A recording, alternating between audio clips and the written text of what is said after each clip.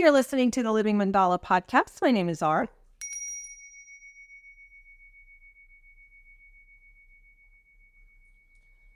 And the Living Enneagram Mandala podcast series continues.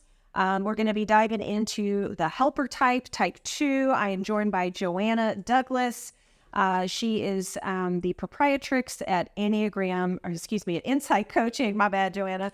And so we're going to be diving into type 2, which is the helper. So tell us what we need to know about the helper, also called the beloved.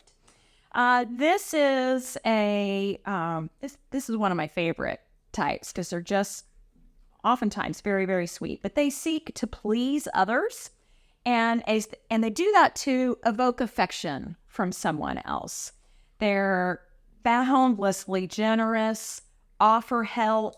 If you're throwing a dinner party in your home and everyone is leaving, but there are a couple of people that have come to offer helping you wash and dry dishes, probably a 2. They sense what other people need, tend to put other people's needs in front of their own, very caring, tend to be very attractive and supportive, almost always smiling, very, very nice. They really seek to create a positive connection with others. And again, putting a very inviting front on them. But often there's an ulterior motive, which we can talk about. Like they might, the 2s that I work with, the most surprising thing to them is they realize they give to others to get something from the others, which in the introduction, we may have talked about type shaming. And that's people say, what do you mean? I give because I'm altruistic. But at some maybe unknown to them, they're trying to get love or approval, or you'll take care of them if you take care of them. So there's an underlying, this is going to be a strong word, and 2s might find some challenge with it, but there's a manipulation often that if I am giving to you, then you're going to do something for me. That's where this stuff calls you out, and you have to go, ooh, and if it stings a little bit, it's probably because it's true. Probably because it's true. Ooh. Yeah, that one's hard.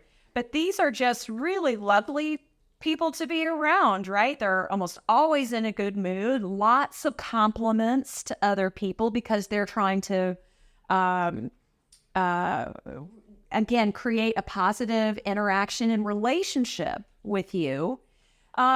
But they may also, if you go to a group of people, let's say somebody you work with, and they're one type of person with you, they tend to shapeshift. This type, and we'll talk about 3s as well, they tend to shapeshift because they can sense what type of person you are going to have a good relationship. They are the beginning of the heart center. We talked about the ones last week who are a body-centered. The 2 is very focused on the heart and engaging with people at the heart level. And they, again, are trying to make a positive view. And that might be different for the person 2 offices down, or maybe a neighbor, or maybe one parent versus another parent in the home. And it happens without them even recognizing. It's an instinct that they can sort of sense when they walk in the room, when they're talking to someone, what they will say. And they will adjust themselves to engage a positive relationship with whoever they're with.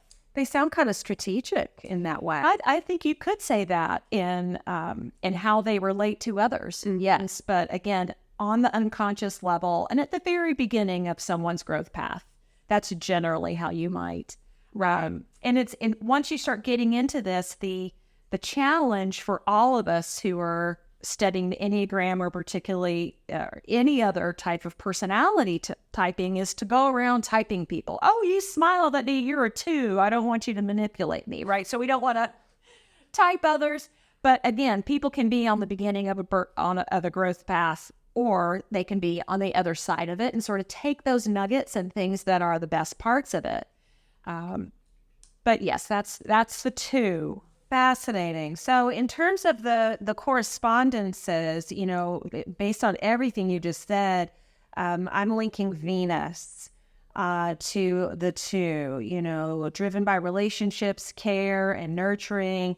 This is like Venus's connection to love and connection itself. So in terms of the zodiacal signs, I'm linking Cancer or Libra, one of the two. Cancer is a very nurturing sign. It's very relationship oriented. It's linked with all things mother. While Libra is the sign that really just creates harmony and connection. And this reflects the helper's desire to support and connect. So for those reasons, Cancer or Libra sort of resonates with this helper type. In terms of the runes, there's two that I think, kind of give a little bit of insight here. One is Gebu, and the other is Wunjo. So Gebu is all about partnerships, giving and receiving, which is, reflective of the helper's focus on relationships, like you were saying. Whereas Wunjo symbolizes joy and harmony. This is aligning with the helper's desire to create connections and support others. And so for those reasons, when I cast those runes, I from now on, I will not help but think of the helper.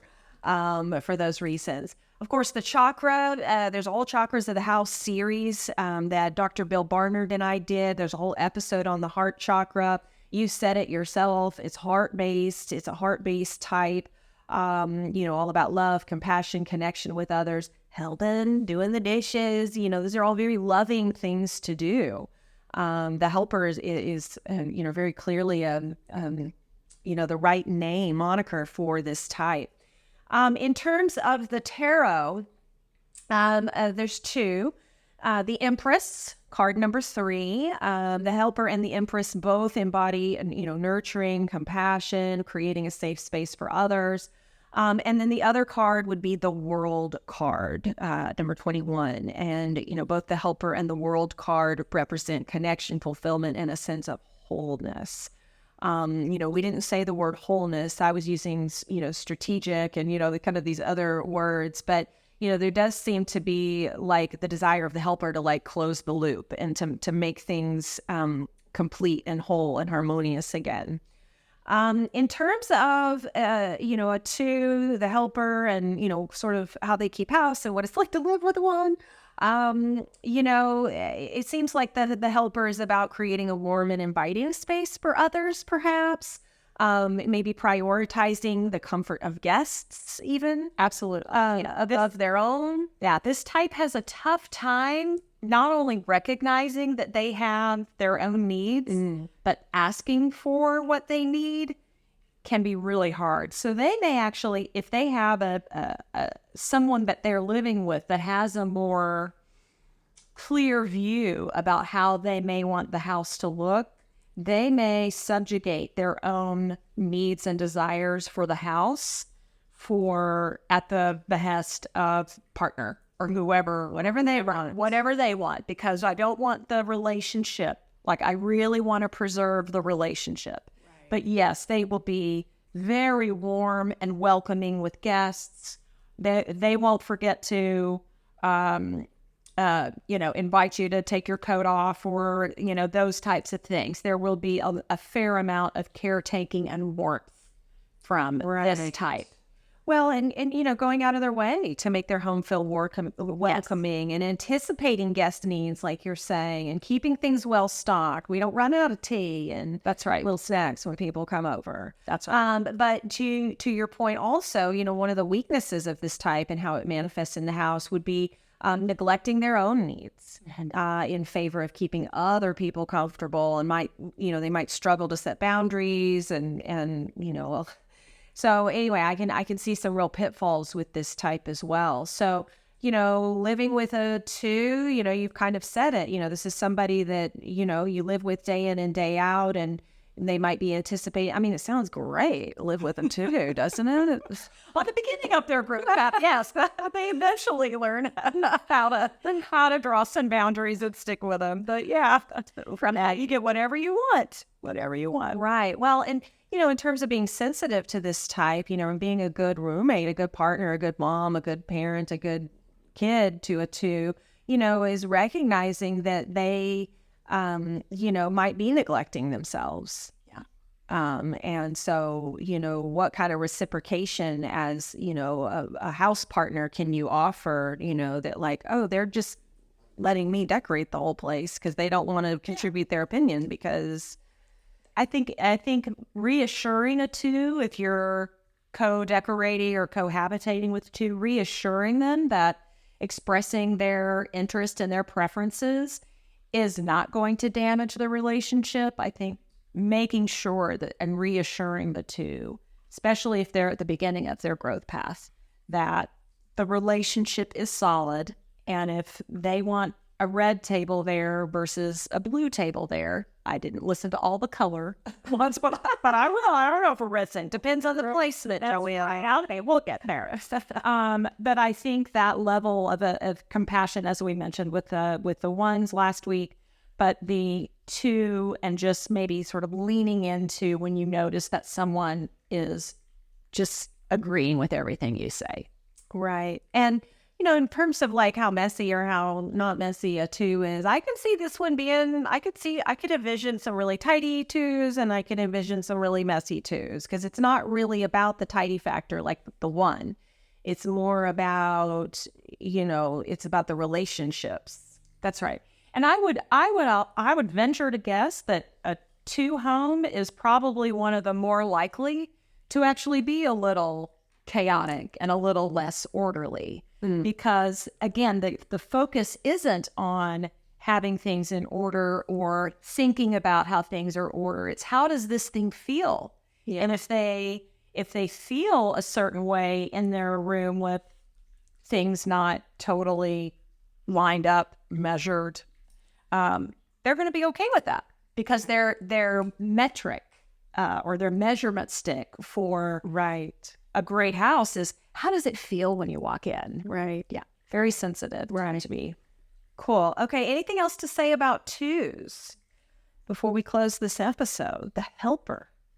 No, this is one of my favorite types. I love working with 2s, and I'm aware of now why. Because they're helpful. They'll really help you out. Well, this is like what I was saying a couple episodes ago on the opener, that, somehow your greatest strength is also your greatest weakness. Yeah, it's like a really interesting like conundrum that each of these types presents. Yeah, and when we get to the number that is my type, it is related to a 2 in a growth path. So these types are future forming for me and what I might be aspiring to. Very good. All right. Well, you're listening to the Living Mandala podcast.